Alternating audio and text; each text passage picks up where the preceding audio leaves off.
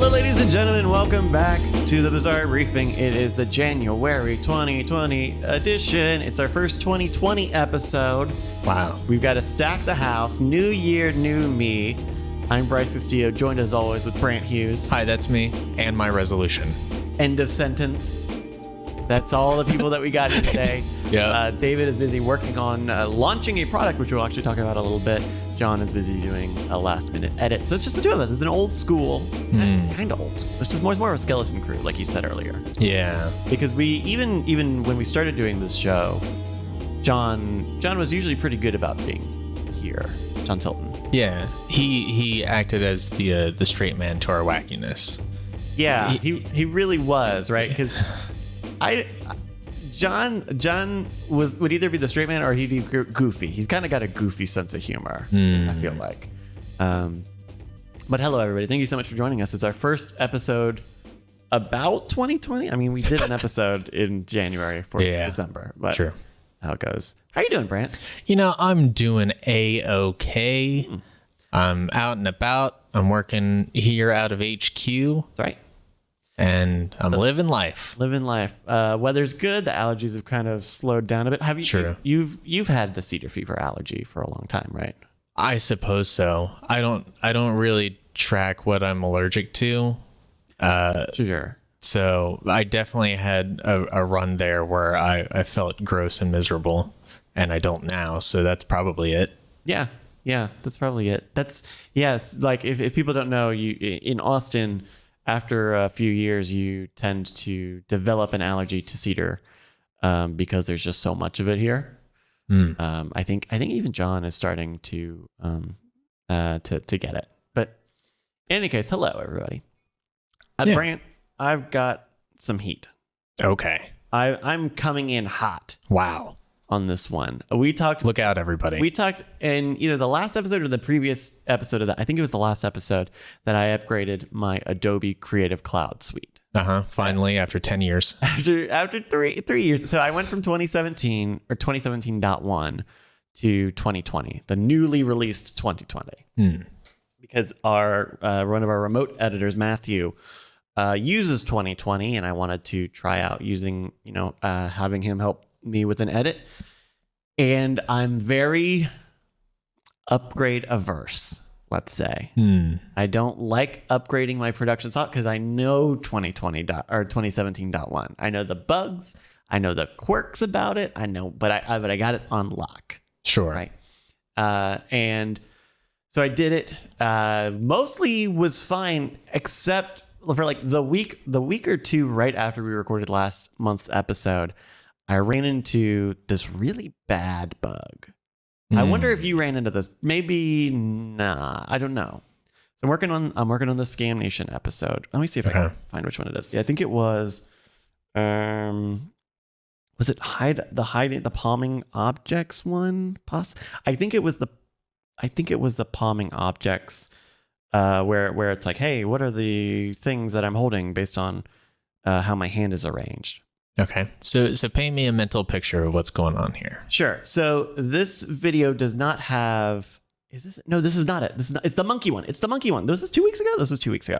Okay, sorry. Plot twist. So it was the monkey puzzle video. It's very short, right? It ended up cutting down to less than 3 minutes, and there's not a lot of graphics either. There's a graphic in the beginning explaining like. Here's the setup of the board, very clean as a graphic, and a little text comes over, and so that's why it's a graphic. Just some dots on a screen and a background and some text. Plus a really fun, almost augmented reality way of tracing the correct solution here. Those are the only two graphics. Not a lot of graphics, both very short, both very easy. Sounds pretty simple, nice and short video, not a lot going on, you would think. And we, I think at one point I was editing it and I had gone to bed for the night and I was going to finish it up in the morning. And I go the next morning, I open it up and my graphics aren't loading. Right? My graphics aren't loading. I'm getting the red media missing thing. Not Quite the, familiar with it. not the yellow media pending, right? You get that sometimes, but Yeah, it's like when you load up a project and it's like, oh, Adobe Dynamic Link is going slow and it's just can't quite figure it out yet. Right. But red, like something is unlinked or disconnected or something like that. and that happens, right? Like I use Mogurt's motion graphic templates and Essential Graphics in a lot of cases. So Mogurts. that's the extension MOGRT. I believe that's it. In any case, whatever. So still not loading. I give it some time, not loading. I go to link it. Oh, because when I copy my template over every week, I have to relink the motion graphics so that they're tied to the episode, not to the template file. Sure.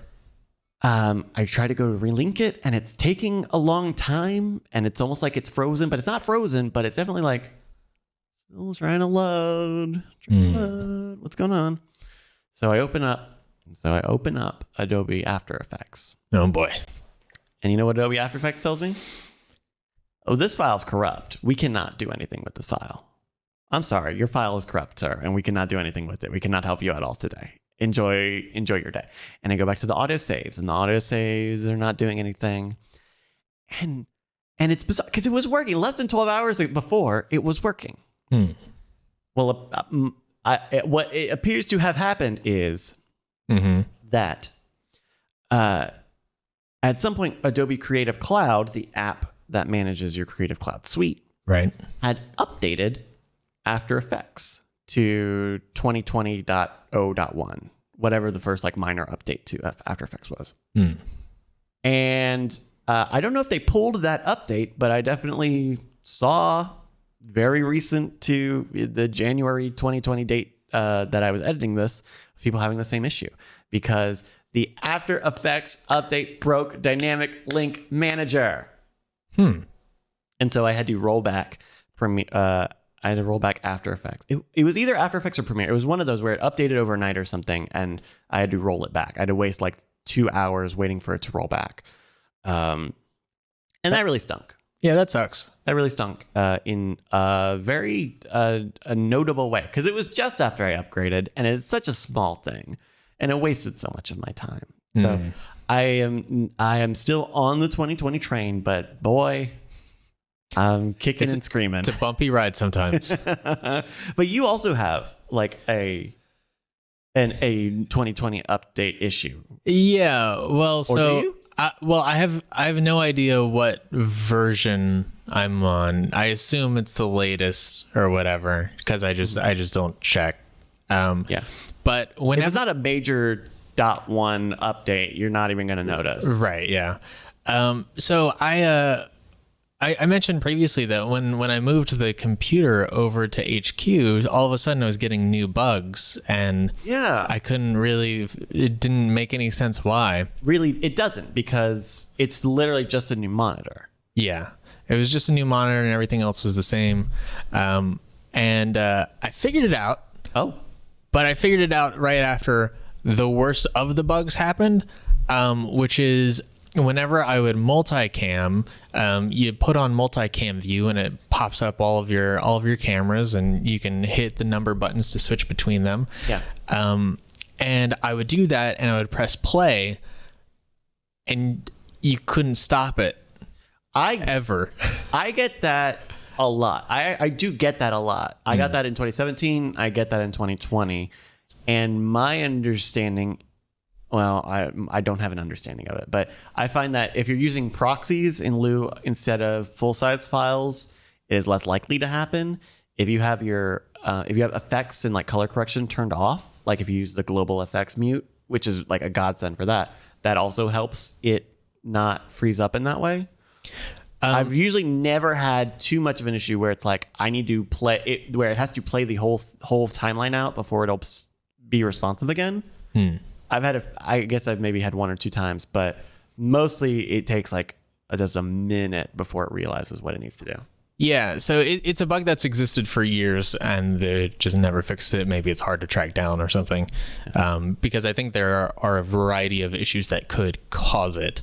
For me, this is using proxies. This is not having any effects on anything, and it just won't stop. And also I can't even switch the cameras. So it's just like, I'm just trapped on whatever camera I started on. And then I have to sit there and wait for an hour and a half. So it's like, I would just, force quit it and hope that my save was fairly recent. And for me with that, I found out, and also there was another bug. It was kind of a less serious bug, but whenever you go to like text editing or whatever, I could highlight text and I could manipulate it all the same, but you can never see which text you're highlighting or where the cursor is in the text editing stuff. Oh, that's bad. Yeah, it sucks. I still contest that Title Designer is better than the new text tool. I think they're both broken in different ways. Okay. And so I was like, well, this sucks. And I found out that both of them were resolved by me making the Premiere window not full screen. And so if I scrunched it down to like 2/3 of the width of the monitor, or maybe half the size of the monitor, because it's outputting at 5K, and for some reason 5K Premiere just breaks Premiere. And so what? And so if I just make the window a bit smaller, no problems. Haven't had a single problem since then. That's very weird. Are you using the smooth scrolling for the playhead? Yes. Where it instead of paginating, where at the end of the thing it'll just click over. Do you have it follow? I think I'm paginating. Oh, okay, because supposedly that's a big factor with bugs like this too. Is they tell you like turn off smooth scrolling for the playhead. That's a very weird one, especially because 5K displays are out there, and also they are out. If I have like Resource Manager open or whatever, it's not like I'm taxing anything especially hard. Yeah. So I don't know. Premiere is just weird. That is really weird. Because like Apple just put out a 5K display. But there have to have been 5K displays before that. I don't know. That's very weird. So welcome back to the Adobe rant segment. I'm glad we could find space for it in 2020. Yeah. They should pay us. They should pay us. They should give for as much as we talk about them. And as much as we troubleshoot all of their issues. Yeah. The community. Anyway. So on the topic of video editing, Brant, you brought up a good question here in the doc. Do you want to introduce this a little bit? Sure. Yeah. So I was talking to John the other day, and he apparently knew somebody who was having an issue exporting a video, where they thought that the bit rate was directly tied to the resolution of the video. So they took the bit rate and went all the way to the end to make it as good of a video as possible. And he had to explain to them that that's not really what bit rate is. It should go the other way, right? The bit rate should be informed by the resolution, and of course the source footage and all. But yeah. And so it got me to thinking, because I have an example of this. What are some really uninformed, goofy ass things that you've done in video editing because you just didn't know any better? Yeah. Oh man. You do yours first. Sure. I'll have to think mine up. Well, so the first one that comes to mind is I didn't understand what encoding was. This was back in high school, and I was kind of starting out video editing stuff. Yeah. And so I had a video project for a Spanish class, I want to say. And, I just had to render out uncompressed. And in doing so, the video file was so large, I had to take an external monitor, one of those big enclosed ones, to school with me just so I could present the video, because I didn't have any storage media any smaller than that could actually hold on to the monitor? video. or enclosed, one of these enclosed cases. Oh, okay. Yeah. Oh, wow. And like, it's not that there's no value in doing an uncompressed file, right? Like, Right. But like for what I needed, you compress the hell out of it. Like nobody cares. Yeah. Because it is good to have a backup of something, especially something important, in an uncompressed file or a very high bitrate file, just cause you never know, right?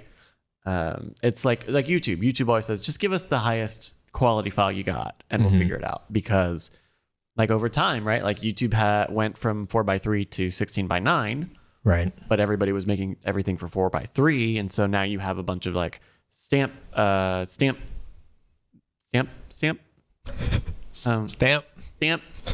and not just pillar box, but also letterboxed, right? But on both sides, because it's a 4x3 file that has also got black bars for 16:9. And so if they just gave the 16:9 file at the beginning, supposedly when they made that change, and as they keep going to, I guess as they make changes in the future, the idea is that would have natively gotten better. Yeah. Dumb, or not dumb. I'm not gonna say dumb. I actually had a thing the other day, which makes sense. It certainly makes sense for what it is, but it wasn't something that I ever feel like I ever had issue figuring or like dealing with. So so part of using Adobe 2020 is that they have the new system compatibility report. I don't know if you've ever run into a compatibility report. It happens every time I launch Premiere or After Effects, because my computer is from 2015 or something. And so the processor in it is older, and I think it's a type of processor that either maybe it does have some sort of onboard graphics processor, or some models of that had an onboard graphics processor that Premiere does not support, right? You can't get any. It says like, hey, you're not going to get anything out of this thing. So you have to hit a box every time you start up that says, continue with controversy. I don't know, continue with unsupported hardware. And it's fine because it's not set up to do that. But I didn't. So looking into trying to solve that, I guess I never put together that like your video card doesn't really do much in terms of encoding your like final videos, or like you need a you don't get much out of that. Right. Yeah. Like that's typically a process that's CPU intensive. Right. It's helpful for when you are editing in real time, and like your effects and stuff, the graphics processor can do. And then that just made me look into like, oh, well, what could I get for CPUs? And then my motherboard doesn't support anything for the past couple of years. And so at another point, you might as well just get a whole new computer. I'm not at that point yet, but that was one thing that I was like, okay, that I probably could have put that together. Probably should have put that together a little earlier. Yeah. One that I know we've talked about on the show a few times before. I up until I got this job, I edited a video in After Effects. Oh, right. Including like hour-long videos just cut together in After Effects, which is not what that's designed to do. No. But it's what I had, and it's what I knew at the time.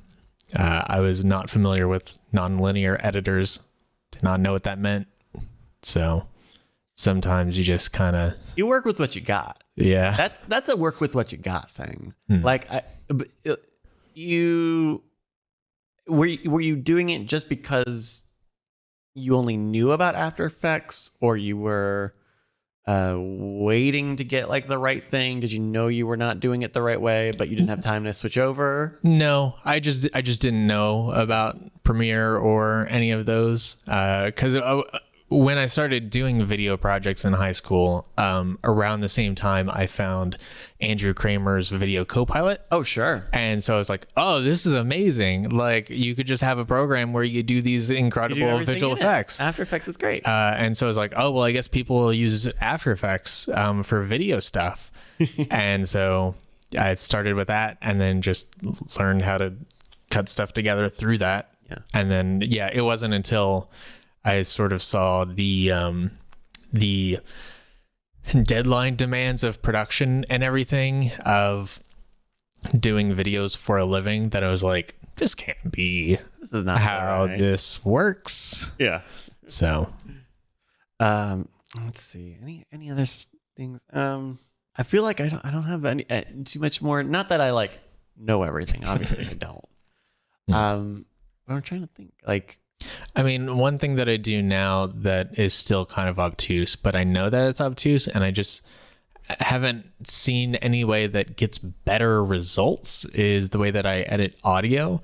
Or Okay. I like meticulously cut basically every phrase of spoken dialogue to normalize them all to roughly the same point, depending on how it's spoken or whatever.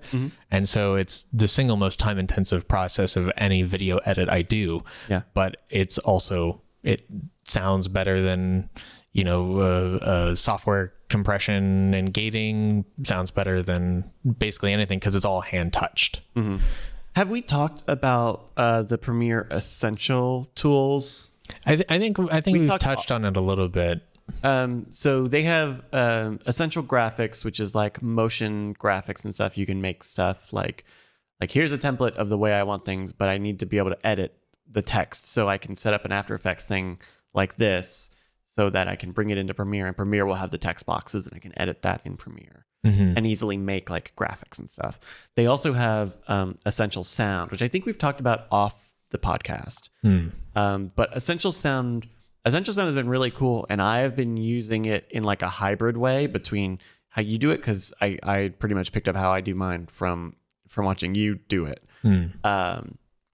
A hybrid of that and using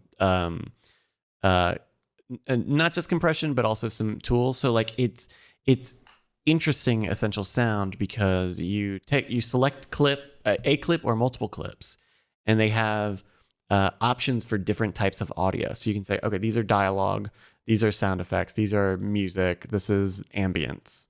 And so it knows that you've picked that thing. And so it will do auto loudness. So you select the type and you just click a button and it looks at all of those things. And so that's where like clipping phrases comes into handy, because you don't want an unbroken string of all the audio matched, right? Because you want to kill the dead audio. So that's where like cutting it up and piecing it and classifying it out helps. But then they have like really simple basically like one knob controls for like doing compression, doing EQ stuff. I don't love the EQ stuff because it's like I think it's too heavy-handed, where it's like, you can do EQ for males and EQ for females, and it always just doesn't. It always sounds too much bass. It's always a little too much bass, and I don't like that. Right. But the audio loudness and the like one knob compression stuff has saved a lot of time in that process. I would recommend checking that out and seeing if that at least can cut out some of the like manually leveling phrases. So I think that could help you out without getting into compression. Even if you don't use the compression stuff, that can help you kind of get into a spot. So what I'll do is I classify my audio into 3 ways, like primary audio, overlapping audio, and loud audio. So it's like the primary person speaking is primary. If someone is like giving like, yeah, or, monosyllabic sort of just, I don't know, additions to, or speaking over the other person, like just a second priority, and then laughing or screaming, shouting, whatever, that's in loud. And so I'll run the primary stuff through the loudness thing and the compression, but I won't do that with the overlap talking, the second priority one. I'll just leave that mostly as is, or I'll hand check it because there will be less of it. And then for the loud audio, I'll just universally just like cut it down by 10 or 12 decibels. And that pretty much gets me where I'm going, unless there's like something to actually fix or clean up audio wise. That usually gets me very close. I would recommend taking a look at that, because you obviously have much longer takes than Right. than the the 15-20 minute Scam Nation videos that I'm editing. I'd recommend that. I recommend giving that a try. That's Yeah, maybe I'll do that on if I run across like a simple episode. It's like and you should look into Essential Graphics too. They're really easy to make in After Effects. And because I know there's like the article videos or just when you have like on-screen stuff, like it's nice to I would imagine it would be nice to have a thing where it's just like I don't need to go in and make discrete After Effects comps for X, Y, and Z. I can just templatize it a little bit. So save some time. So I want to talk a little bit about a new product on Scam. So we're recording this at 5:36 Central Time PM here on January 4th or February 4th, and I don't even think it's out yet. So there's a new product coming to Scam Stuff. It will definitely be out by the time that this episode comes out. That is what David is going out and launching this video now, and getting this product launched. But we have a new product coming to the store called Optix. There's no chance you've ever heard of Optix, is there, Brant? Not outside of like one mention in Slack that there is an Optix thing. Yeah. So Optix is this. It's a new magic trick where you borrow someone's phone.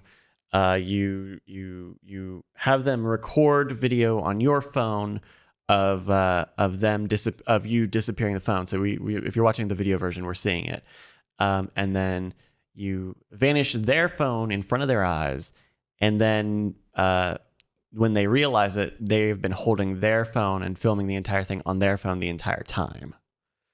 And so it's a very cool gimmick. The video is neat, and you see the reactions of it.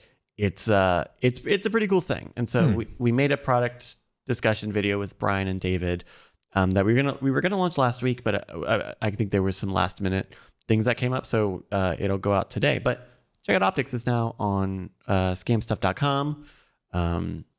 It's really cool. It's really cool. I recommend checking out some of the video footage of it. They're also doing like an interesting thing where, for a lot of like these magic tricks, when they include instructional video or instructional materials, they'll like have to like put it behind a password and a special website or whatever.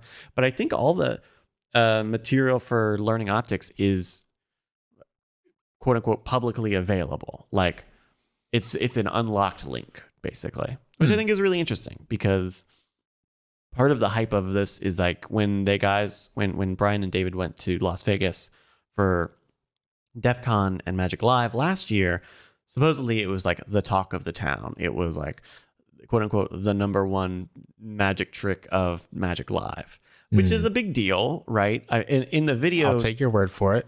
In the video that the really nice trailer that they made, they even like have Tobias, who is the creator, doing it for a bunch of people, including David Copperfield, who you can see here a little bit in the video that they made and we made. And so I don't know, it's a pretty cool thing. And when you see what the actual thing about it is, it's really neat. It's kind of just a neat little trick. So that's Optix. It's scamstuff.com. Check it out. Available now in a Scam Stuff store near you. That's right. And it's everywhere because it's on the internet, and the internet is everywhere. Wow. We truly do live in the future. Speaking of the future. Oh, nice. I don't know what we're segueing to, but that sounds like a good segue. Speaking of the future, it almost feels like hell is frozen over because the Modern Rogue channel has a new channel photo. Whoa. Wow. Grant, what happened? So I've been lobbying for us to change the channel photo for a long time, because it's always been Brian on this cyan background holding a prison spear because we needed a channel photo when we only had 10 videos published, and that was one of the most recent videos and the only one that actually looked kind of visually interesting. And we just kind of never changed it and it stuck around. But as time went on, I thought, hey, it would be cool to have, Brian and Jason in the photo, be a little bit more indicative of what the channel is. Not every video is about improvising weapons. Maybe, don't lean into that as much in the photo or whatever. And Brian was pretty resistant to it for a long time. I think largely in part with how he engages with people in the comments. Because he tends to be it kind of goes back to the days of Scam School, especially early Scam School, where it was a big deal that he was the one responding to comments in the comment section as the channel. And so when you respond to something as the channel, you get highlighted in a very specific way. But with Modern Rogue, by the time that Modern Rogue was out and when it had its own channel, it Brian's behavior kept moved over, but everyone, I know when I would comment on Scam School episodes, and I know when you did it, we would use our personal accounts, so it would say our name on it, which is more of an effect rather than a cause of that situation. And so when the Modern Rogue channel itself got started, that behavior of Brian uses the channel account and everyone uses their own also sort of came with it. Yeah, and I've replied to people with the channel account a couple of times, mostly for effect, but I'm always very conscientious when I do that, because I know that I'm in effect speaking for everybody who works on the channel on some level, because this is like when a Reddit comment it says posted by a mod and this is a moderator speaking officially. Distinguished comment. Yeah, and that's what it is when you post from the official channel. It's you're saying, hey, this is an official post. Sure.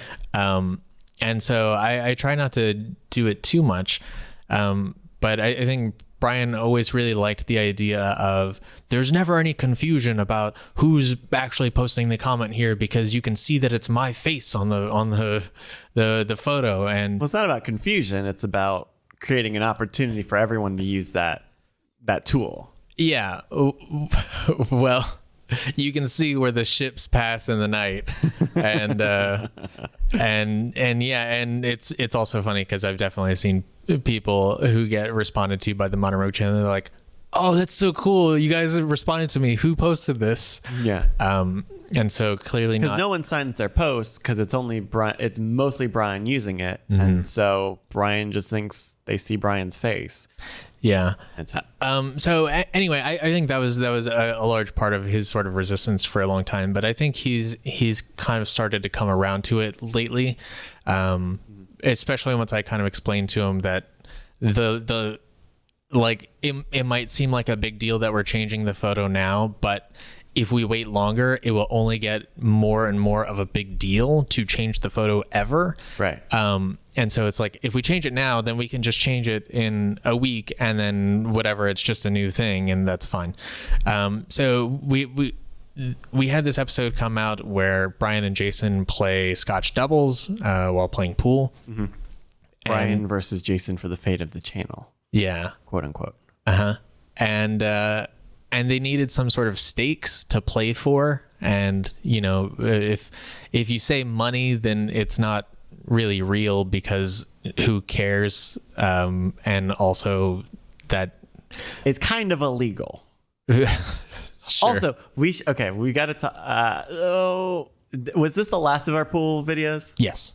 Okay, well, I have something for the next topic right after this one. But okay. So money's kind of out as an ante. Right. So Brian came up with the idea in between shooting the 2 pool episodes that the stakes could be swapping out the YouTube channel photo for 24 hours to just whatever. Yeah. And then that's kind of like a fun reward. And also it's a very publicly visible thing to everybody who watches the channel. Yeah. And it's funny in the context of the video. Spoiler alert. Brian wins, but he picks a photo of Jason. Right. And it's kind of like, oh. A little switcheroo. Yeah. So that way a lot of people think It's that a Jason good photo of Jason too. He wears the like low, unbuttoned shirt look really well.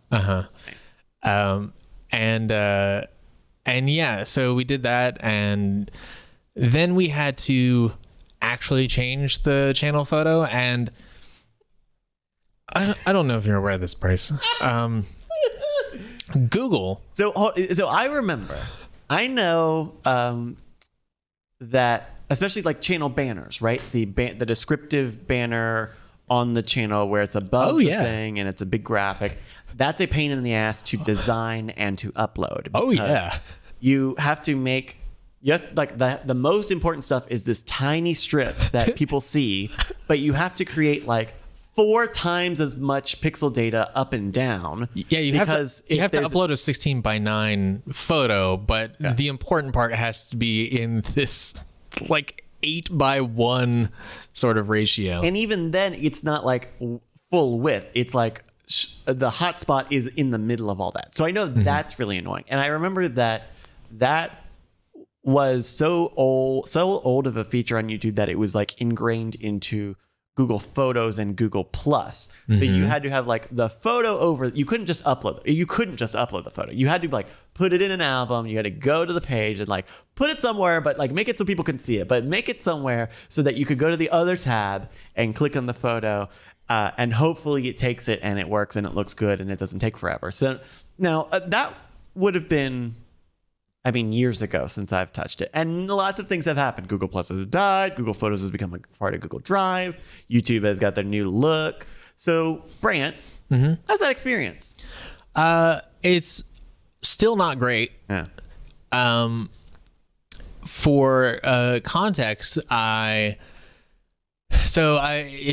to upload it to Google has like an About Me service or something, like aboutme.google.com or something. Whoa, weird. I've never heard of that. Or I think it's like built off of the aboutme.google.com. Yeah, no, that's I think it's built off. Fuck.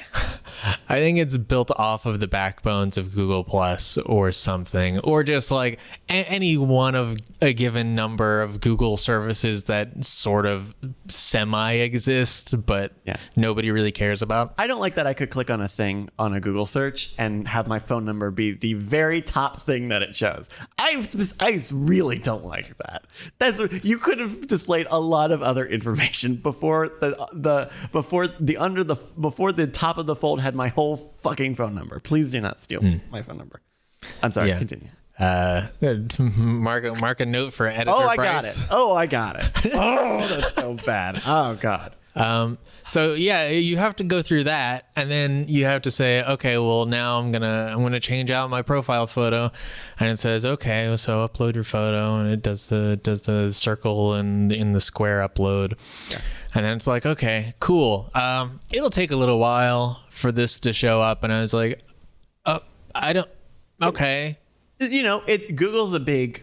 There's a lot of data in Google. About Me is over here, YouTube's over here, and that's already got a bunch of stuff. There's a lot of. I understand it. The one thing has to feed all of Google, not just YouTube, which is the thing that you want to do. But you can't just do the thing you want to do. You got to be a good digital citizen and be everywhere. There's an ecosystem. The whole thing is an alphabet of services. Nice. You see. So how long did that process take? So the process of actually uploading it, once I knew where to look, once I dug through the menus and found the About Me stuff, once I uploaded it, the actual upload process was fairly simple. To their credit, all I'm doing is uploading a relatively small photo. Yeah. And then, we did that 3 hours before publishing, maybe 4 hours before publishing. And then, a couple hours go by and, I'm still working on the episode. And I thought, it's sure not updating. So I went to Twitter and updated our profile photo there. And that goes like instantly? Yeah, pretty much instantly everything changed. Yeah. And then I went over to Instagram and I changed our profile photo there. Pretty much instantly everything changed. And then the episode goes live, 3 or 4 hours after the photo. And then a bunch of people are like, oh, wow. So guess you guys just haven't changed it yet, huh? And it's like, no, man, we changed it a while back. It just takes a long time, I guess. Yeah. And then so like a few more hours go by, and then we could see the new photo on our channel page if we were logged in as Modern Rogue. Yeah. But not on the channel page if we were logged in as anybody else, and also not on any of the video pages if we were logged in as anybody. Yeah. And then, so it was like this really, really slow rollout to different pages from different viewers. And then, you know, in the middle of the night, we would get people saying like, oh, I totally saw it. And like it's Bigfoot. Yeah. But then also we would get comments right next to them saying like, I did they change it back already? Because I just don't see anything different. Yeah. And by the way, that video went up 3 days ago, and it's still the profile photo. So if for whatever you don't see it as of right now, congratulations. Right. I guess. Yeah, so it ended up taking like 20 hours or 12 to 20 hours or so, I feel like, for it to actually propagate enough for most people to see it. Which kind of put a little bit of a wedge in our 24 hours, better see it while it's there thing, because then it's like, well, I guess we already cut in so deep into whatever this time limit was supposed to be, let's just leave it up for a while, I guess. Yeah, that's I'm not surprised anymore. I'm not surprised about any like Google issues. I mean, today it was a thing that broke, that Google Photos, this is just news. Hello, welcome to the old news, because you're hearing this podcast 3 weeks after this was a news item and we figured everything out about it. But Google sent out this email of like, hey, there was a bug in Google Photos, and if someone did a Google takeout, you know, where you export all your data, sometimes we would accidentally give them other people's videos. And we're sorry about it. We fixed it, and we're sorry about it. And that's very like sloppy. That's sloppy about data in a way that you would hope a data company would maybe not be. Arguably one of the largest data companies in the entire world. Yeah. So Google, just, you can't surprise me with Google being like half-assed anymore. I think that's what it is. It's just Google feels half-assed. Yeah. For kind of no reason. I also wonder if it's just like, I mean, I don't know anything about the internals of any of those companies, but I wonder if it's just like so unstructured in some ways, because like they have so many things going on at once. They're trying to juggle so many plates. Sure. I mean, and you know, there's always been talk about, like, you know how like Google has a million messaging apps. I believe it. That tends to be because one team is working on the messaging app, and then another team has an idea for what they can do for a messaging app, and they say, go do it. And so then suddenly there are now two messaging apps. And then one has to get sunsetted or has to get merged into the other one. And so it ends up being this like office politics thing of like, this person is championing this product, and so we have to support this product until that person is no longer at the company. And then there's a new product that's some new like it's kind of Hollywood in that way, where surprisingly the people in charge matter a lot in terms of what is and isn't a priority. Especially just like messaging, right? You would think, hey, why isn't there just one Google messaging app for all of time? You know, you had like make a Google Chat, but then there's Hangouts, then there's Ello or Allo or whatever, and there's Duo, and now they've got a new one being folded into Messenger, which is not Hangouts or Google Chat, because Hangouts is turning into an enterprise solution and Chat is way dead. Like it's just complicated and lazy. It just feels lazy. It just feels like it would be, not that it's not more work to keep making these apps, but it's lazy to keep like reinventing the exact same wheel. Does Stadia still exist? It does. I mean, that's, you want to talk about news. I mean, that's, it was in the news for there being no news, which is very tough when you're selling people a subscription based service and you don't really have games. In fact, Nvidia just launched their own new thing today, but hey, guess what? It plays the games you already own. Wow. So, that seems like you would do that. That is limitation stuff. We can talk about that another time. But we changed the profile photo. We haven't changed it back yet. Yeah. But we probably will soon. I think we're going to change it to the Brian and Jason photo that we've had on our social accounts for like 4 months now or whatever. Can we talk about that photo a little bit? Because Sure.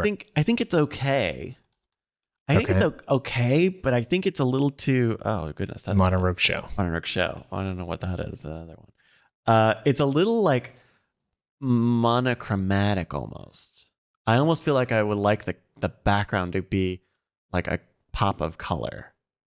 So I tried that. Yeah. I didn't try it with a bunch of colors, but I went through one or two like kind of flat colors in the background, and it just didn't look right. Yeah. So but these are also the images of Brian and Jason. Like these are obviously like cut together from other photos and imposed over each other. Yeah, so they're both from the video we did about soundproofing this podcast studio room. Okay. One was from before and one was from after, but they're basically standing in the same spots.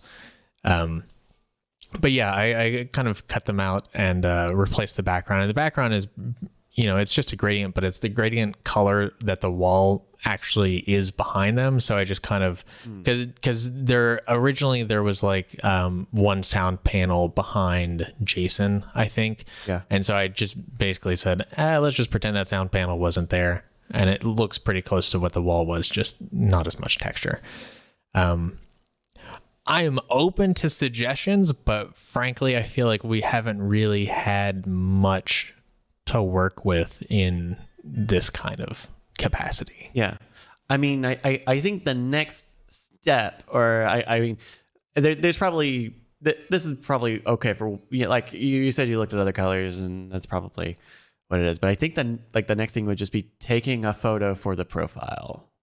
Okay, sure. Because I it's a little dark and the light, because their lighting is kind of different. It just doesn't. I don't know. It's a weird one, and it's not like purpose driven. It's not a purpose driven image. Sure. And we could do one relatively easily the next time we have them in a room, which is like all the time now. What are the how high are the odds that if that gets brought up to Brian, it ends up going against the blue curtain as the backdrop? Probably not high if you have if you've got like another idea. I mean, or even on its own, probably not very high. I don't think anybody really loves the curtain very much. This is. Let me see. Do I have the web? Oh, the webcam's over there. There's a blue curtain up on the wall now, but we haven't really used it for much of anything. We used it here in the studio space for podcast stuff, but not as far as videos. I think because it's a curtain, it just kind of has its own thoughts. I don't know.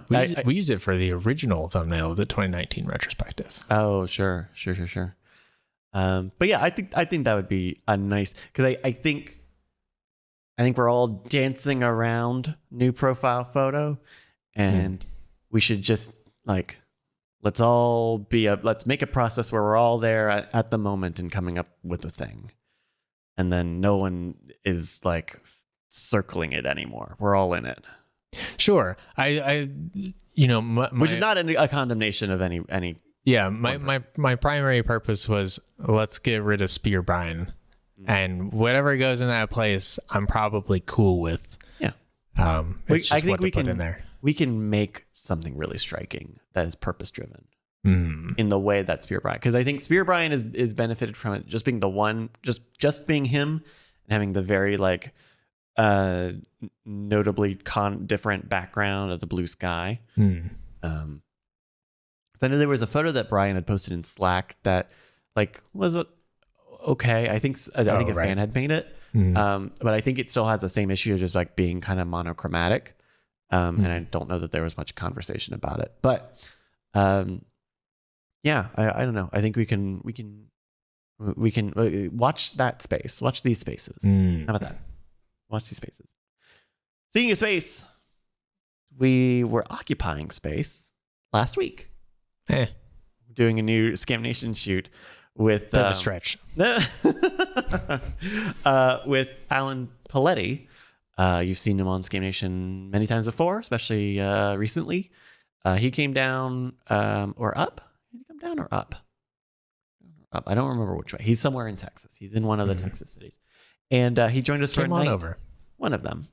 And he joined us, and we shot 4 episodes, 3 of them with him, one with some people at the bar. And then I think we're going to try to maybe sneak in another Scam Nation shoot sometime this week as we're recording this. So that's a little bit about that. That shoot was a time. So Brent was not there for the shoot. We didn't ask him to come out because it was on. Was that a Thursday shoot? Yep. Yeah. I know Thursday can be kind of busy. So it was me, John, and Annalisa. Annalisa came out, and Roberto, who was doing audio as usual. And John ended up being in the 3 Alan Paoletti episodes. So he could not. He was taken away from the camera and put on screen. And so Annalisa kind of had a trial by fire behind the camera, and I talked to her a little bit about it because I mentioned on this show before, like feeling like I had put her in very tough positions with some of the audio assignments we had given her, because just the way things were set up, there was a lot of crackly. Like the blacksmithing episode we talked about, she was doing audio on that, and ended up being kind of a lot of crackly audio, just because of the packs and any number of things. So I wanted to like set her up for success. And that meant like me constantly like having these brain dumps on her of like, okay, so this is your shot. You're gonna kind of want to keep on a 2 shot, but when stuff happens over here, then you need you to pan over here because that's gonna be your shot because my coverage is this. Come over here and look at my like. It was very like a last second film school sort of thing. And I have not looked at the footage. I will look at it tomorrow when I get one of these episodes ready to launch for this week. But I bet she did a very good job. We tried to help her out and make it easy for her. The other thing is that it was we didn't have the lights. We didn't have the like any lighting stuff, and we were at the Rusty Cannon pub, which we've been to many times before over the years. And it was later in the day. It was cold, so we weren't outside. And so the lighting ended up being a little unfortunate. I've got some photos here if people are watching on the video version. But it ended up being a little, not just dark, but in some cases, really directly overhead and down light. So you can see on here, like Brian's forehead is lit, but his eyes and the bottom half of his head are not. They're in shadow. Similar here for our guests, and that was a thing where it was like I don't know. It was slim pickings. It was a little bit of a slim pickings situation without any lighting.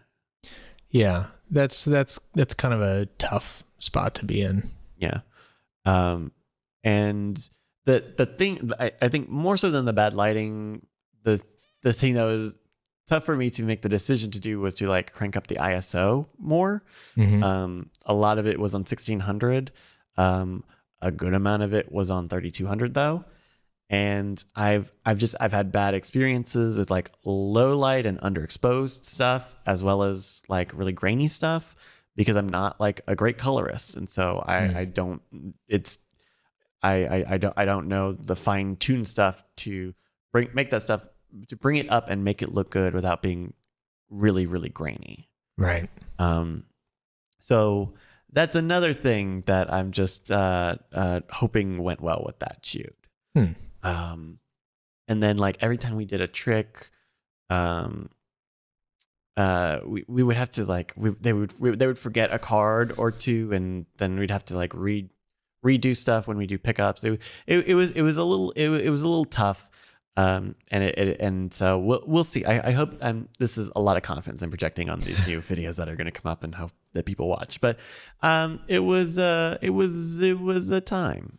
I feel like a lot of situations like that, it's kind of like, you see a rainstorm on the horizon and you go like, man, that's gonna definitely hit here and I'm gonna get rained on. But next time it rains, I'm not gonna forget my umbrella. But also sometimes you end up like being able to find some sort of shelter and you're like, you know what, it wasn't as bad as I thought, because I was able to kind of sidestep a little bit of this rain coming my way. Yeah. Good learning experience. Yeah, and I don't know that we've had. So also, I did not get the equipment. John and Brian brought the equipment today, and I guess and there was never we haven't taken the lights out to an on location shoot in a while.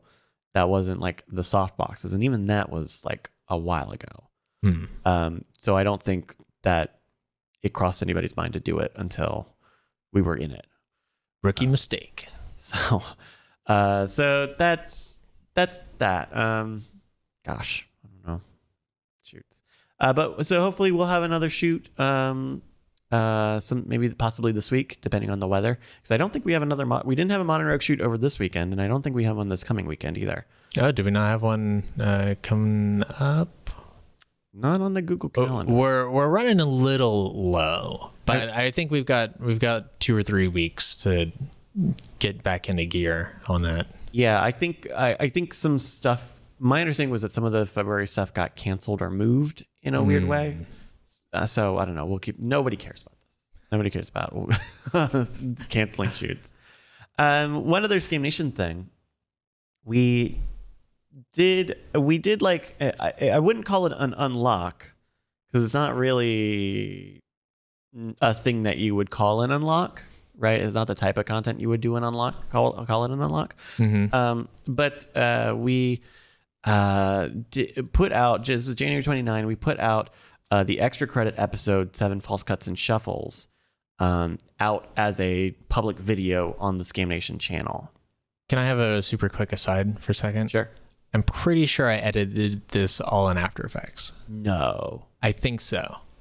Because I think it was during the process of extra credit that I switched over. So I think somewhere in the middle of extra credit is when I started using Premiere.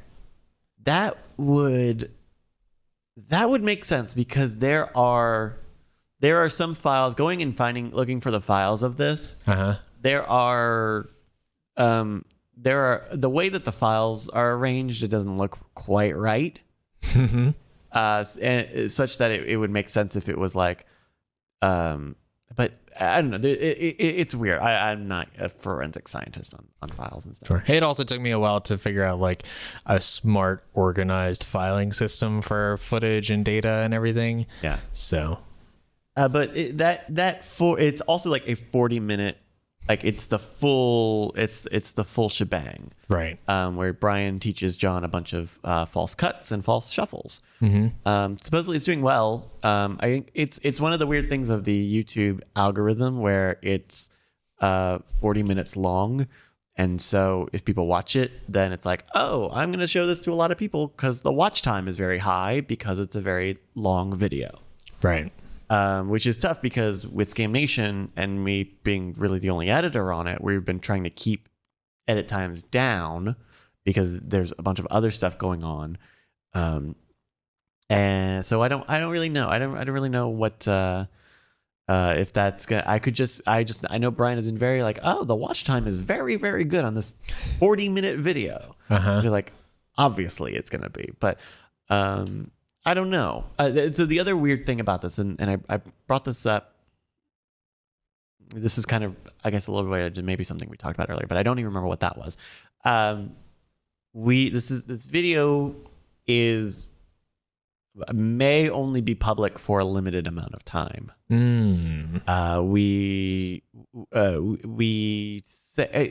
So it was supposed to be in the video copy that in the video take that we used of Brian in the beginning framing of it. that we were only going to have it up for free because it's a paid video. Right. That we would only have it up for a little bit of time, but Squarespace sponsored it, quote unquote, sponsored it to be public for a quote unquote limited amount of time. And so I know Brian is really like taken with the idea of like, oh, this will be like a yearly tradition where the video gets republished for a short amount of time. And then, we have an ad on it. And The same one? Maybe, possibly. I could understand if maybe it was like, oh, you never know which one it's going to be this year or whatever. Yeah. But the same one is kind of like, okay. Yeah, I really don't know. We talked last month on this show about how we were kind of low on content on Scam Nation. For a while we just had no videos to edit, because when we would go out to shoot, we wouldn't really have too much. We wouldn't get too much out of it, and we were not doing shoots as much. And so I think it was a little bit of like, well, what do we have? What can be a quick solution to the we don't have any videos this week problem? And so I think that was a little bit of it. So I don't know. I don't know that there's necessarily a future in this scheme, but it's what we might do for this one. Gotcha. So. Do you have any idea of like what that window of time would be? Like a week or 2 weeks, a month? We were vague on it because there wasn't a decision, but it would be at least, let's say, at least 5 weeks. Okay. For various reasons. 5 weeks? No, at least 5 or 6 weeks. At least 5 or 6 weeks. Possibly longer. Who knows? Because at some point, like once a video is old enough, there are not enough eyes on it that you can just kind of do whatever with it. A little bit. I mean, I think that's a little bit of like the, change the name and change the thumbnail stuff is like, at that point, you're in the long tail. You've already been in the long tail for a long time. So keep an eye out and maybe it won't be there. Yeah. I also, I'm kind of a believer in like having a little free sample to pull people in. Cause like who remembers that extra credits thing, right? We haven't posted a new extra credit in how many years? A couple years. Yeah. And so it's like, nobody's talking about it. So having something out there that people can find and discover and like be brought into the fold and go, oh, I see what this is. I would like more of this. And then to find, oh, hey, there's 10 of these or whatever. Yeah. I think there's some value to that. Yeah. And it's, the YouTube, the really sort of frustrating thing about YouTube is that it's not built and people's behaviors aren't such that you could just get away too much with posting the same thing again.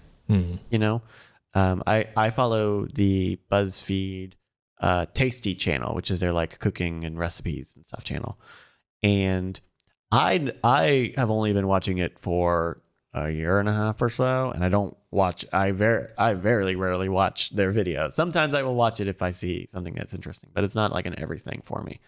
But I will go into the comments because I am a masochist? Is it a masochist or a sadist? Because I'm hurting myself by doing it. It would be like, oh, this is just the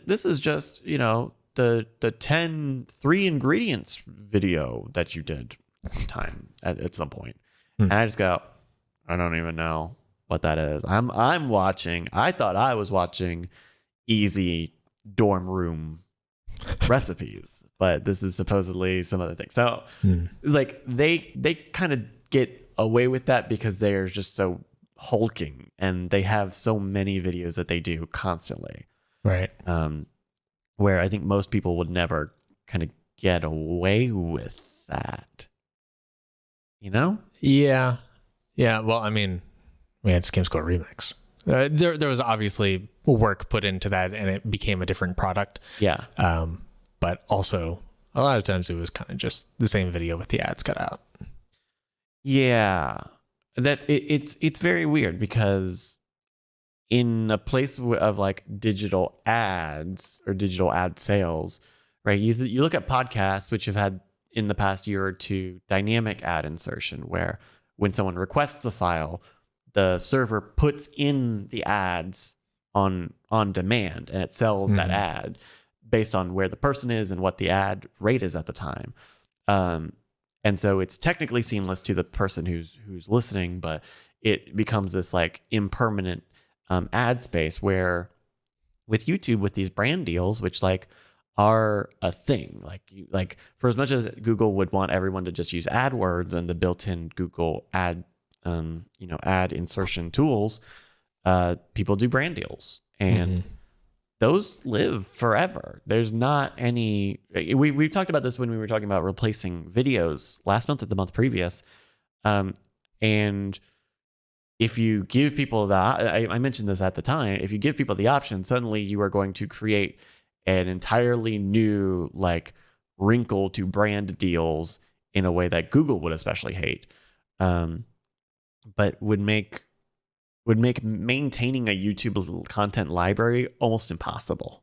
Because it's like, okay, what videos do we have to go into now and add new ads or change ads, or how many mass ad changes do we need? And then suddenly you're building pipelines to insert ads, not dynamically, but on demand. Very like really weird stuff, but YouTube doesn't have that. Like, I think YouTube is not in a position where they will ever have even a good version of that, because I don't think they want to lose that money that they themselves could make. But it's very weird. It's very weird compared to like Instagram or Twitter, where it's just fine to post the same thing over and over again. Right. I've been getting back into TikTok a little bit because Byte just came out, which is Vine 2.0, and it looks like it. But it reminded me how much I like TikTok, and so I downloaded TikTok again. And I find a lot of photographers on TikTok. It knows I want to watch clips of photographers and their photos. And so when I see a new one, like, oh, this is a new face, I'll see the video and I will enjoy watching the video. So I'll go into their profile and I'll scroll through their videos, and it's a lot of like the same stuff. It'll be like, hey, I was at the canyon, so here's the behind the scenes footage of the canyon, the shot of the canyon, and then scroll a few more videos and it's like, hey, check out the video of the canyon. Which photo do you like better, 1 or 2?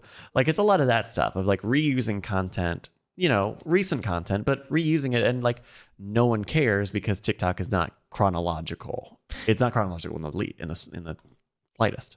Instagram has a lot of that as well, I've noticed. Yeah.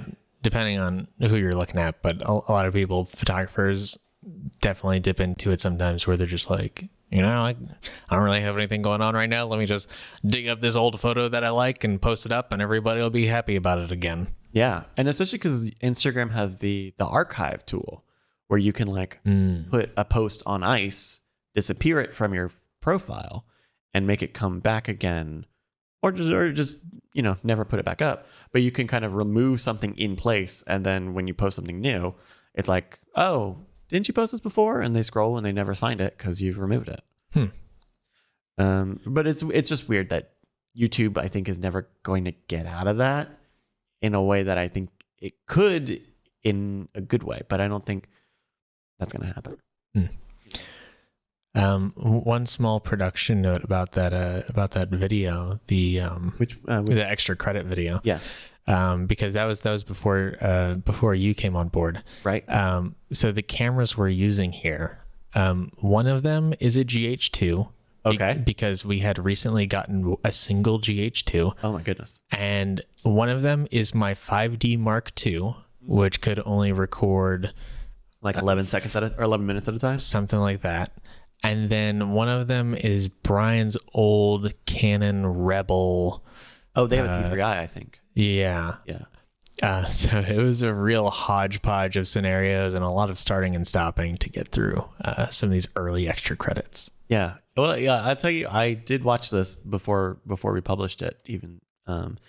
And it holds up. Hey, you know what? It holds up. I mean, there are obviously certain limitations in terms of space. I mean, you really feel the spatial limitations. For sure. Like, you don't see it too much because I think you're pretty clever about not doing it, but you can definitely see like, oh yeah, these two wide shots are pretty much the same shot. But there's no space for that, and there's no person to be a like faces person to get dialogue and stuff. Yeah, and also it was definitely just me on cameras, so I was bouncing back and forth between 3 cameras, and I guess audio as well. Yeah. And yeah, it was a time. One last topic here, at least as far as official topics go. So last episode we talked about the new mixer, the new Behringer X32, which I love. It's great. It is really great. I was going back and editing the episode last week, and we had shot it earlier in the month. You gotta get that checked out. Excuse me. Hopefully this I'm not even going to say it because I said it in the last episode and then it came to fruition, so I'm not even going to say it. But I was listening to that episode and it was a little earlier. It was a little closer to when we had gotten the X32, and I was like kind of shocked how bad it sounded, how bad the footage, that episode of the podcast sounded. Like I was definitely too quiet, and I was getting picked up on everybody else's mics and a bunch of other like weirdness that that we are not having as far in terms of issues now with it. But now we've got a few more different things set up. We've got gates and compression and auto mix, which is a cool new thing when you have a lot of people on mics that are close to each other. But hopefully this episode has sounded better than than the one last month. But I'm excited about it. I think it's really great. I would like to figure out even more things we can do with it. And I know that there was talk about what our next Austin Live Night Attack show might be. There's behind the scenes talk about when our next live Austin Night Attack comedy show will be. Yeah. And I think it will be sooner rather than later. Whoa. Well, I guess not on this side of South by Southwest now. It will be soon in the year, but after South by Southwest. But it will also probably be here.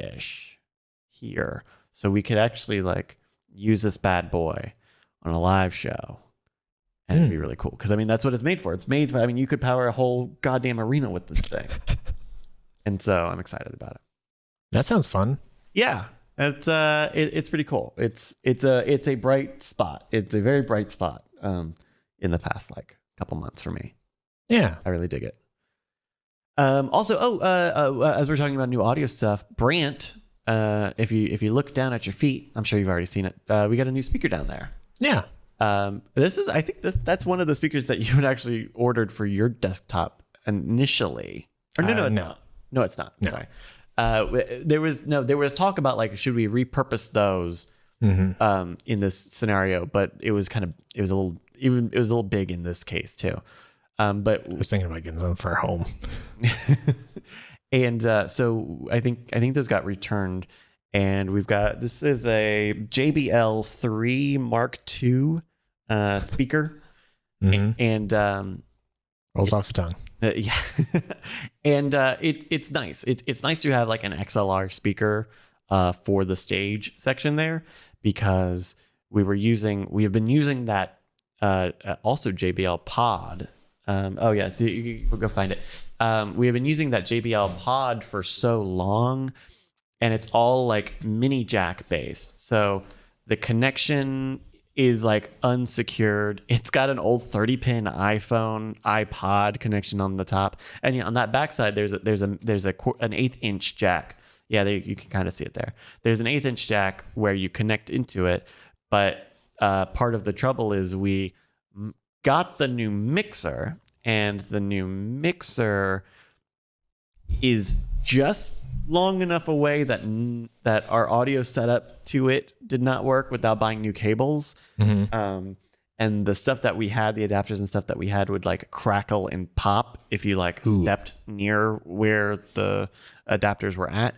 So it's nice to have like and it's a good speaker. Like it's got a pretty good, like, and it's mixed right now where there's not a lot of low end, but it's a good, like, it's got some bass when you want it to. So that's also a nice improvement where we're not fiddling constantly with, the loudness of the speaker. And now we can set a separate mix just for it with the new board. So very excited about it. It's a very cool time to be making and listening to podcasts. Yeah, there's never been a better time Never been a better time. to listen to podcasts. Speaking of time spent listening to podcasts, Brant, you got any off-topic stuff going on? Sure, yeah. What's up with you? How much time do I have for any given one of these? We were short today, so take as long as you like. Okay. I think we actually got a little bit of time today. Okay. Well, I'll go with the shortest one first. Okay. I've recently gotten into Sudoku. Oh, okay. And it's just a fun time of like a little mental exercise of, doing these, figuring out the logic of the puzzles. And so that explains the Sudoku puzzle on the whiteboard, I think. yeah. Did you make that, or is that someone else put it up or you were solving it out loud? So what's the story behind putting it on the whiteboard? I put it up on the whiteboard, and for people to know, we've got this big whiteboard in sort of our kitchen area. So I put it up there, and that's just a medium New York Times Sudoku from last week. Yeah. And I put it up there because I thought it would be kind of fun if some of the foot traffic going through there was just like, hey, this is a Sudoku that's not too hard. I could put a couple minutes into it and make a little bit of progress. Kind of keeps people thinking, keeps people on their feet. And yeah, so I put that up there. The first one got solved the first day, and the second one's been kind of half solved for like a week. And yeah, I've just gotten into it. I found a YouTube channel, Cracking the Cryptic. Oh, And they do Sudoku puzzles like every day or every other day or whatever. Really? And they do like some wild ass Sudoku. They do some normal ones where they kind of teach you what are good strategies and techniques for solving it. But then they do ones where it's like, oh, there's this pattern in the middle of the Sudoku and it's a palindrome. So everything from the middle out has to match along this pattern. Or they have this one called Killer Sudoku where they don't actually give you any givens on the board, but they have geometric shapes, and in the top left corner of the geometric shape they have a number that is the sum total of all of the blocks in that shape.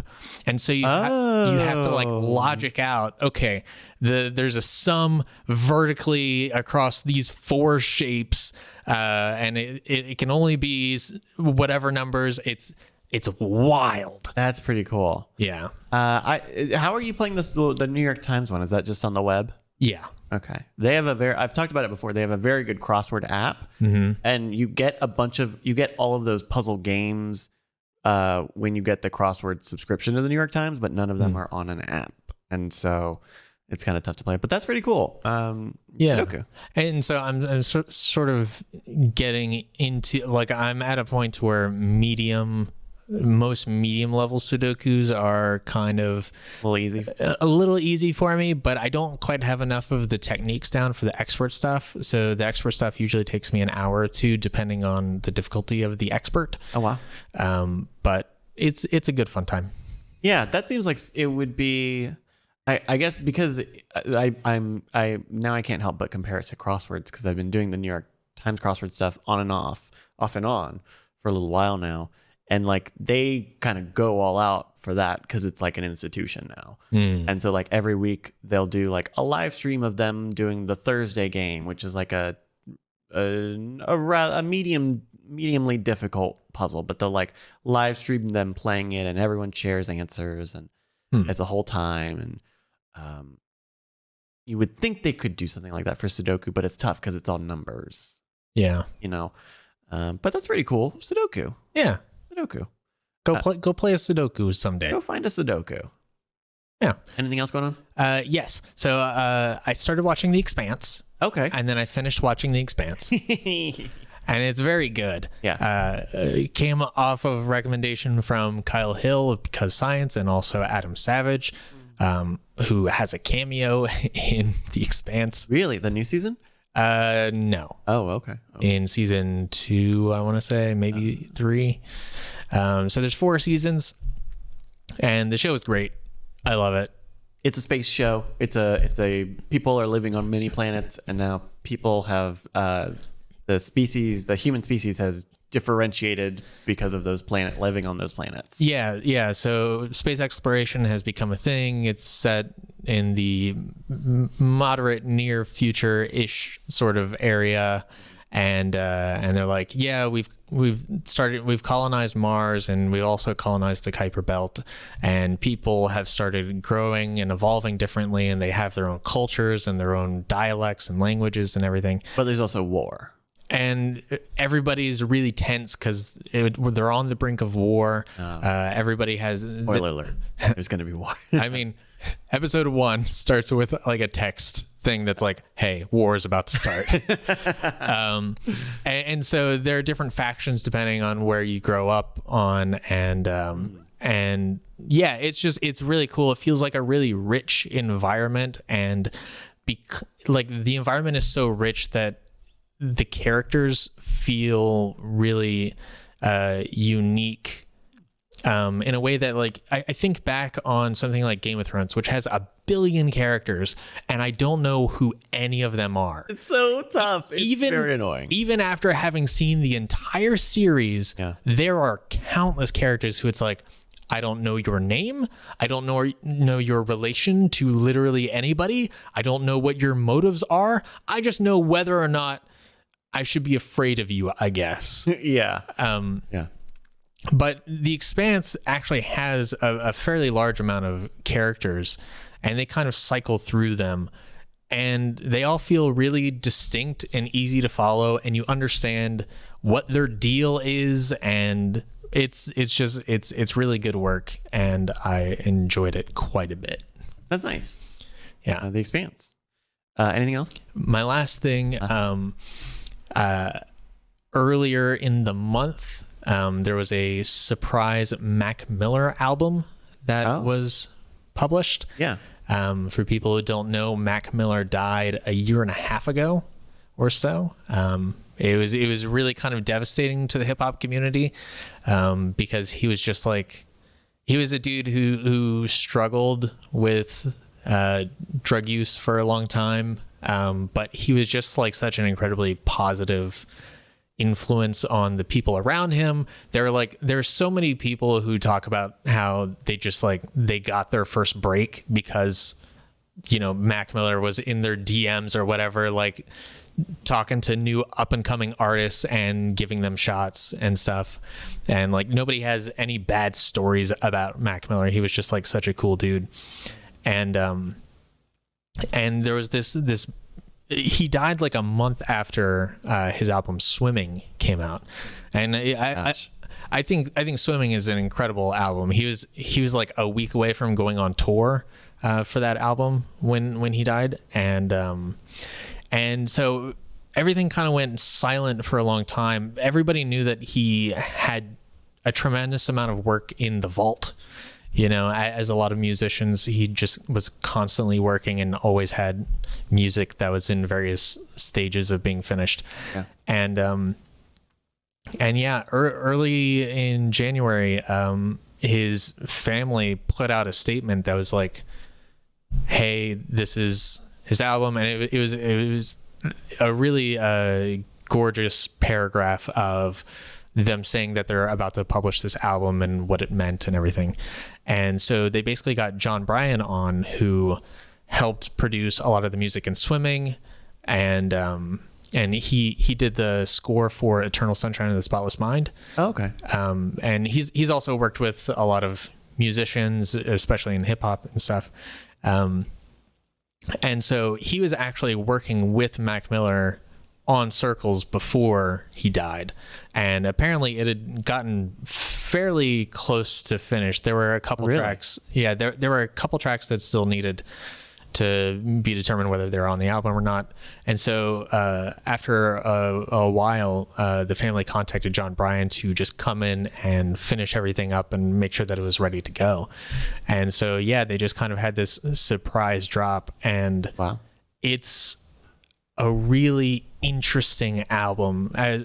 Mac Miller was early in his career. He was known as like a frat rap kind of guy. Frat rap? Yeah, like rap for frat boys. Okay. Just kind of like boisterous, goofy, that kind of thing. Okay. Yeah. And over the course of his career, he really matured and developed a lot as a musician. And this was Swimming was an album where he kind of did a little bit more hip hop heavy, but a little bit of singing in there. And then Circles was his album where he's like, no hip hop, none of that. I'm just doing like songwriting stuff. Oh, interesting. And there's a lot of like Beatles influences, people say, and stuff like that. And there's some really, really incredibly gorgeous stuff. And it was a really curious experience for me because he was a dude who talked about dying a lot in his work throughout the years. And so just like the tonality of some of these songs, it felt very cathartic in that it almost felt like, you know, it's so hard to look at a work like this without seeing it through the perspective of he died a year and a half ago. Yeah. But a lot of it does feel a lot like him consoling his fans, saying that it's okay that he's dead. Wow. And so it's just really powerful, moving work. I guess hearing that the album was, you know, most of the way done when he passed, I guess it probably doesn't lend itself to being too disparate in that way. That like sometimes like, oh, we found some stuff in the vault and, you know, we've put it together in their legacy. Like this thing was mostly done anyway. Yeah. And in the past couple of years, the rap and hip hop scene has seen a number of posthumous albums, and some of them were done fairly poorly. But this one, it's just like, this is the way to do it. You literally cannot do a better posthumous album than this. Wow. And yeah, it feels pretty cohesive.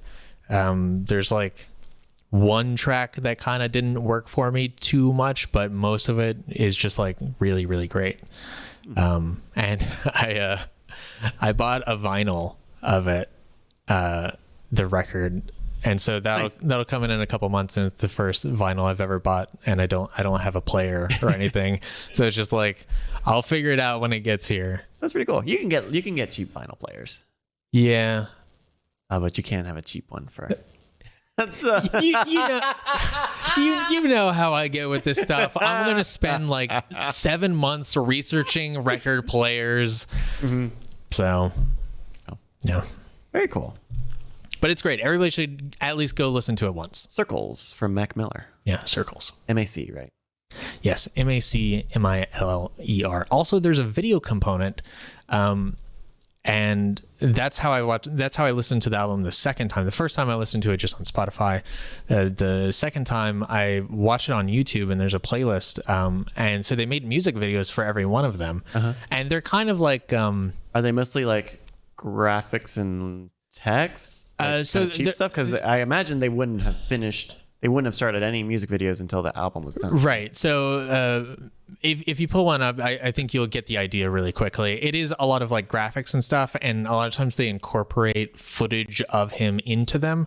But it's like motion design sort of things, and it's a lot of like looping motion graphics. So there'll be kind of 20 seconds of stuff.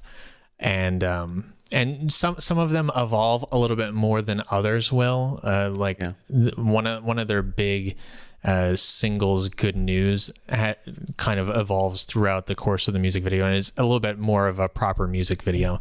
But it was just nice seeing some of these little artifacts of photos that were stitched together, and they really play into sort of the tonality of everything.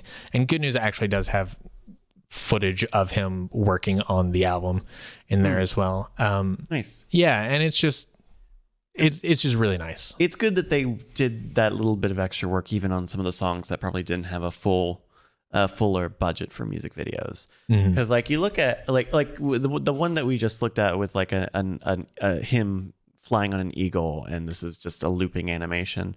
Like that's something you would see like on Spotify for like a notable new record, right? If you've ever done that, where you play a new album on Spotify, and for some reason they got an artist to do just tiny little graphics for all of the tracks, and the whole interface is fucking different for some reason. But it's nice that they went and did that, because especially little stuff like that can make its way to like a Spotify. Like it's interesting. It's an interesting form for music on a video site, right? YouTube is a big music streaming site, but so much music doesn't have any visual component. So that's pretty cool. Yeah, I cried a couple times listening to it. Oh, it's a very emotional experience listening to this album. What's been going on with you? Oh, thank you for asking. I have been. I got a few months back when it came out. I got the Ring Fit Adventure for this Nintendo Switch. Right, it's like a yoga ring that you put one of the Joy-Cons in, and it knows when you squeeze it, and it knows when you move it, so it goes through this whole exercise thing. And it's like an RPG, and it's got some resistance in it and everything. Oh yeah. It's like a real thing. So when you squeeze it and you pull it, and it actually gives good resistance. So I got that right when it came out, and I really liked it. And then I started using the gym at my apartment, and I got a gym app. And then I ended up going. Now I use the Ring Fit game, and I don't play the RPG game anymore. Like I don't play it. I just use the like make a playlist of exercises, because like it would take me like 2 hours of real time to get like 30 minutes of active exercise time in Ring Fit, which is very inefficient. You spend a lot of time in the menus and making smoothies and finding the next thing. So I've ended up doing that, and I'm using like a calorie counting app for diet, like a very basic diet thing, and I hate it. Oh my God, Brent, I fucking hate it. It is the worst experience of my life. I spent an hour. I spent an hour on Sunday deciding if I was allowed to have a snack. If I could find a snack that would feel good, that would be good to eat, enjoyable to eat, and not like completely obliterate this tiny number on my phone. Right. And it was bad. Like it's the sort of thing where like in the moment it's whatever, but like I spent a lot of fucking time having that conversation with myself, and like being mad, like slamming my fridge because I didn't want to. I ended up not snacking, which was the thing. But see, Bryce, this is exactly how I feel every time I look into like, oh, how do pens work? What should I buy? I need to buy. I need to buy a new pen. Oh, what are all of the things? And you just go like, oh no, what do all these numbers mean? Is there one pen that has the right numbers, sure, but also I could feel good about? The answer is no. Yeah. Okay. So I was gonna say, like, the only difference is that I know the answer. The answer is don't have a snack. But yeah, the correct answer is to not play at all. The reason I started doing the exercising stuff was because I wanted to lose a little bit of weight, just a little bit of weight. And I thought, okay, if I do exercising and I really like try to do some cardio and I try to do some gym stuff, some muscle stuff, then I will be fine. I can eat and I will be fine, and I won't have to like fret about it. But now I've been using I use an app called Lose It. And I have been using it for about a month now. Is that right? I'm just starting my 5th week. And it more than like it yelling at you. It doesn't yell at you. It gives you a budget, and you choose what to do with it. And I have the Apple Watch, so it knows my calories for the day. So if I go over a certain threshold, I get those. I can eat more calories. It's a bonus. Fucking bonus. I'm allowed to eat bonus food now. Congratulations. But that's the thing about it, is I just, you know, sometimes I just want to eat fudge rounds. I sometimes just want to eat 8 fudge rounds and have it be a snack. And I just want to do that. I want to get high and eat fucking 8 fudge rounds. And you can't do that. You can't do that, because that's, how much would that be? That's 1,600 calories. That's that's 7/8 of my entire calorie budget for the day. And so I can't do that. I don't even know what a fudge round is, but it sounds delicious. Don't get me started on describing what a fudge round is. So Bryce, you have an app that reminds you when to drink water. and you have an app that you count calories and stuff like that. Correct. You seem to have a lot of apps that help guide you in how to take care of yourself. Is that working for you? Because I'm fortunate in that I don't really have to pay too much attention to myself, and I haven't suffered tremendously for it yet. But is that working for you? So this is a two-pronged answer. I have a two-pronged answer. So Okay. You're right. I have the Lose It app, which tracks my food. I have Water Minder, which tracks my hydration throughout the day. I have Streaks and the Apple Health stuff to track fitness and other daily things. And I think once I started using Lose It, once I added the third app, the other two I give less attention to. And so I know I'm like not hitting my hydration goal as much as when I just had the two apps, because now I'm also spending time thinking about the food and often deciding not to eat or cutting out a soda in the day and not replacing it with water. But on the other hand, I did a weigh-in today, and I just found out that I am down 5 pounds since I started using Lose It. Because the whole thing of the budget is like it's set for me to lose a pound a week until I hit my goal. And so it's working. It's working. Okay. You know. But the thing that the overcoming feeling that's happening now is once I hit that target goal, life will get better because my budget will go back to like just keeping everything stable. And they have a whole mode for like keep my weight stable. Hit that equilibrium. But the knowledge of like, well, that can only be a couple more 100 calories a day. That's not like a whole better thing. And so it is. I'm glad that I've lost 5 pounds, and I'm very unhappy. I like eating. I like cooking, and I like eating. I like pasta, and you can't have any fucking pasta. Risotto is so fucking bad for you. So it's working. I would say, so of the many apps, I am actually finding I don't like streaks as much, the daily to-do stuff. Like pick 6 things and do them a set amount of time. Or at least I need to reconfigure it, because like one of them is for hydration, which I replaced with the hydration app. Two of them are for like steps and doing a certain amount of workout minutes, a certain amount of days a week, both of which I'm already doing just fine. So I need to reconfigure it because I'm just not using it. So the other thing, so on top of all of that, I've also started, I wanted, doing the muscle training stuff in the gym doesn't burn much calories. It just doesn't. It doesn't get your heart rate up for long enough, because you're doing the set and then you're resting, and so your heart rate just lowers a bunch of time. So that's where you're supposed to do cardio, but I don't have like the leg endurance to do running or jogging.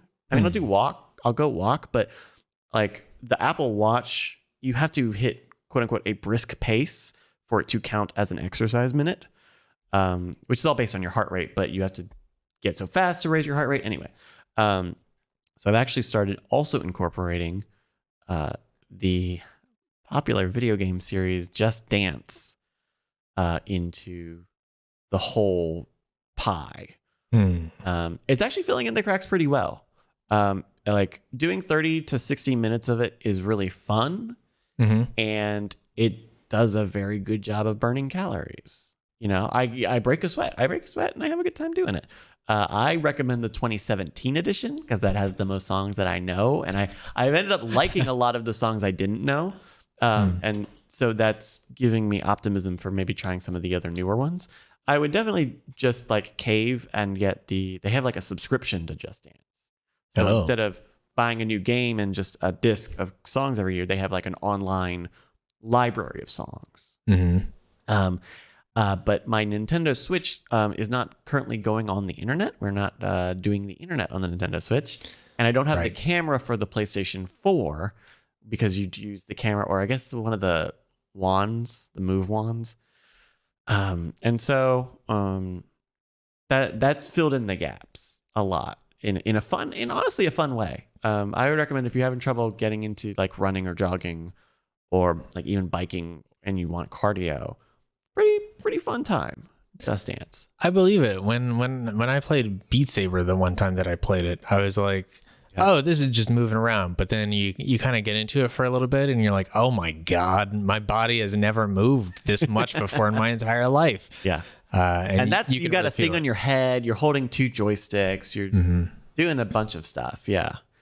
But you do have to be careful. I think you have to be careful about how you do your cardio. Cause like I like Just Dance, but Just Dance, cause the Wii or the Switch one, it tracks your remote.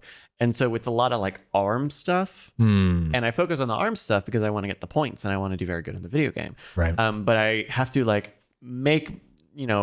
try to do more of the leg stuff also because it's a full body thing. Whereas if like you're running or jogging, it's all, you're doing your legs. Or if you're using like an elliptical, you can kind of shift between both of them, all 4 of them, both 4 of them. So that's a little bit of exercise, off topic thing for me. Last thing, BoJack Horseman finished up. Oh yeah, I haven't seen the second half of the last season yet, which just came out, but I've seen up till then. I really did. I liked the first half that was out previously of this last season. I think the second half I think it's all good. I think the stuff they do with the characters is good and interesting, but I think the ending feels soft, which not bad, right? But just kind of soft, right? It feels like they do something with BoJack that feels very of 2019 and 2020, but then their answer to it is shockingly cynical. Is very like cynical and is just treated like reality, and you would hope that reality would maybe be different than the answer to that crisis, but interesting nonetheless. And I think BoJack has always just been a really easy show to watch. I don't know if it's because it's a half hour or what, but I find it really easy to watch. I find it I don't relate to the people who like watch it and have like huge depressive fits. So maybe my own life is pretty different from BoJack, who is dealing with a lot of stuff that maybe I don't deal with. But I like that show. I think that show is pretty good, and I think we'll look back on it very fondly. Yeah, BoJack for me has always been like a difficult to start, easy to finish. Where it's like I always feel like I can't start watching the next season of BoJack because I'm just not in the mood to deal with BoJack's whole thing. But then like I start one episode and I'm like,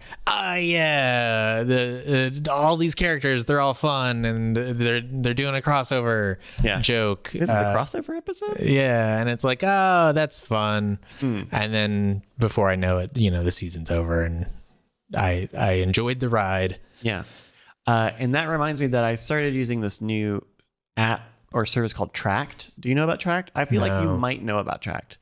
It's like a service that tracks all of the stuff that you're watching. And so it knows what I'm watching, but more importantly, it just like lets me know the next thing of shows I've got. So when I sit down, I can just open an app and it'll say, here are the next things that you have to watch. And it really takes a lot of the guesswork out of like, what do I want to watch? What have I got to watch next? And I think you might like it because are you still keeping like a doc of all the stuff that you watch? So I did that for a number of years and I kind of stopped doing it. You were mostly doing movies, right? Yeah, so it was mostly movies and I kind of stopped doing it last year. Mostly because I just got into a weird funk with the idea of like TV and movie reviews and stuff, where I was just like, oh, I just suddenly don't care about anybody's opinion on any fictional works anymore. Yeah. And so how did that intersect with you having a sheet of your own viewing habits. It just made me feel like, oh, why am I doing this? Like, why do Who else is this? Is this for anybody else? Yeah, and I was just like, I don't know. I guess I wanted to be a little bit more in the moment of viewing and not have to worry about logging it and cataloging it. Yeah. And also I sometimes I'll put that stuff down in my planner or whatever because I track my day. But it didn't seem to be worth the effort anymore. Mm-hmm. And I just kind of wanted to stop. Yeah. I would maybe recommend, if you watch a lot of, like, I tend to watch more TVs rather than movies. And so this is really helpful for me. And like, so if you use Plex, it'll automatically scrabble the stuff that you watch, but you can just go in and say like, oh yeah, I have just started this episode of Children's Hospital, and it'll add it in place, and you can put the next episode there. And it'll keep, like, here's the new stuff that you're watching when those new episodes are going to come out. And like, it does have some statistics of watch times, but it's all wrong. It's a lot of wrong because I'm going back and filling in, catching up where I've seen shows I've seen. Right. And so it's putting it like on that day or whatever. Mm-hmm. It's interesting. It's an interesting thing. And the free service part of it, you can get everything done with it. So it's cool, and people have made a lot of apps for it. I am generally in favor of like data archival and parsing things in ways that can be tracked and can be processed in a more human way, I suppose. Yeah. So I can certainly appreciate what they're going for. I guess this kind of ties into like the food and the exercise stuff, because all the apps that I use track stuff. Like the muscle training app will like track reps and sets, and the food app obviously tracks food and ingredients and things. And for as like annoying as it is to have to like, oh, I need to like be using my phone when I make a sandwich so that I have the whole sandwich here. Yeah, at least in those cases, it feels like I'm getting something out of it. And tracked makes, I feel the dividend is I can sit down and choose to watch something without having to think too much about what's next. Sure. Yeah. All right. Well, that's gonna do it here for the Bizarre Briefing. This is our January episode. We're recording it here at the beginning of February. Brant. Yeah. Have you got any plugs? No, these are real. Hey. Aha. Yeah, you can find me online at Gatowag. GATOWAG. You can find me on Twitter, where I sometimes post things. You can find me on Twitch, where I stream sometimes. I've been doing Alan Wake recently. Yeah. Are you almost done with Alan Wake? I'm most of the way through. I've got episode 5 and 6 left. Nice. So does that include, what is it, American Nightmare? So I have not looked into that yet. So, and it's fine. It's fine. Oh, man. That could be a whole nother segment, me talking about Alan Wake. Oh, okay. Ooh. And Instagram at Gatowag. Haven't posted there in a while, but that's where that's at. Yeah. And the Modern Rogue Show accounts. Yeah, there we go. Yep. You can find me on Twitter at Brycas, BRYCAS. You can find me on Instagram. I'm at Neshcom. And I looked into changing the Instagram to be Brycas, but someone has Brycas in it. And so now I'm like, what am I going to do? What am I going to do about that? But you can find me there. I handle the Scam Nation Show accounts on Twitter and Instagram. Night Attack, the Night Attack podcast, Cord Killers, Weird Things, the Weird Things podcast, the Science and Supernatural News podcast. This week's episode and last week's episode, I hosted and came up with all the topics and stuff. So those were a lot of fun. Weirdthings.com or Weird Things in your podcast player. Twitch.tv/Night Attack is where I do streaming stuff. I'm playing Kentucky Route Zero right now. And we did the first half on last Friday, and this Friday we will probably do the last half with the new final Act 5 that just came out. So keep an eye on that. Twitch.tv/Night Attack. This show is called The Bizarre Briefing. You can find out more information about it at bizarrebriefing.com, so you can find old episodes, timestamps, all sorts of good stuff. If you want to watch the video version of this podcast, go to youtube.com/scamstuff. We post it to both places at the same time. And of course, it's in podcast directories everywhere where podcasts are enjoyed. We record this show when there's a new month. Normally, we try to do the last Tuesday of the month, but I think we are on a very long streak of pushing it back a week always. But keep an eye out. We stream it live here also on twitch.tv/Night Attack. We will be back in about a month with more Bizarre Briefing. But until next time, bye-bye. Bye. Diamond Club hopes you have enjoyed this program.